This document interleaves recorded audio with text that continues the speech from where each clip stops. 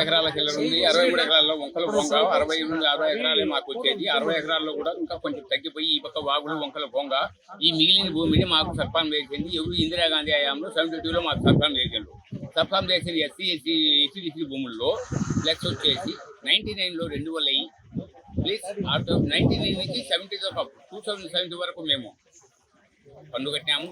Plus వచ్చేసి ఈ Annamacharya chairman అని మన గురుమోహన్ గారు ప్లస్ గోవిందరెడ్డి గారు వచ్చిన తర్వాత ఈ స్థలాన్ని ఏది కేవలం పేదల స్థలం తప్ప వీళ్ళకి ఇటువంటి స్థలాలు కనిపించలేదు.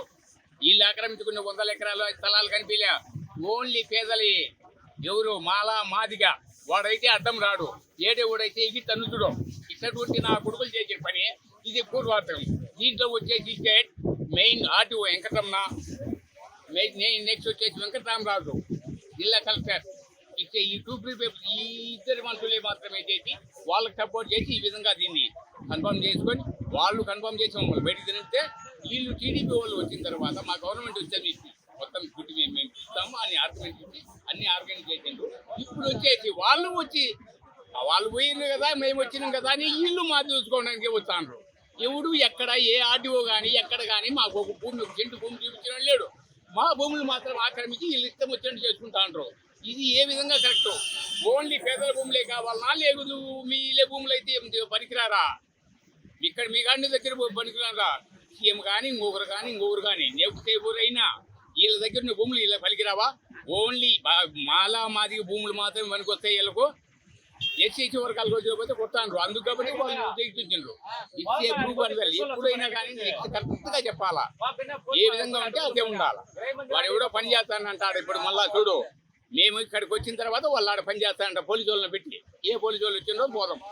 గతంలో మా భూములు జగనన్న లేఅవుట్ కానీ తీసుకునేందు. జగనన్న లేఅవుట్ కానీ తీసుకునింటే అప్పుడు మేము పోలీసులు అందరూ ఉంటారు. అప్పుడు మేము దండా చేసినాము. దండా చేసి లోకేష్ సార్ పాదయాత్రకు వచ్చి అప్పుడు మీరు కోర్టుకు వేసుకోండి, అంతవరకు ఆపితే మీ భూములు మీకు ఇస్తామని చెప్పినాము. మేము కోర్టుకు వేసినాము. ఇప్పుడు గతంలో మా టీడీ ప్రభుత్వంలోనే వీళ్ళు ఇప్పుడు మళ్ళా లేఅవుట్ వేయాలని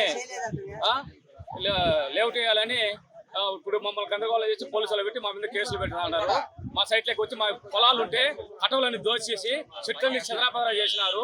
మీరు ఆడికి పొలంలోకి వచ్చే కన్నా మీడియా వాళ్ళకి కానీ మీడియాలో వచ్చి మీకు నమస్కారము. మా పొలంలోకి వచ్చి చూస్తే మా పరిస్థితి అర్థమవుతుంది. మాకంత దానంగా చేసి ఇప్పుడు దౌర్జన్యంగానే ఆడనే పనిచేస్తా ఉన్నారు. తెలుగులో న్యూస్ కి ఫాస్టెస్ట్ యాప్ ఇప్పుడు టోటలీ న్యూ అవతార్లో జస్ట్ 5 seconds లో కంప్లీట్ న్యూస్. సోషల్ మీడియాలో ట్రెండ్స్ కి one stop solution. Live TV app voice search option తో ఇప్పుడే డౌన్లోడ్ చేయండి లేదా అప్డేట్ అయిపోండి. యాప్ లింక్ డిస్క్రిప్షన్ లో ఉంది.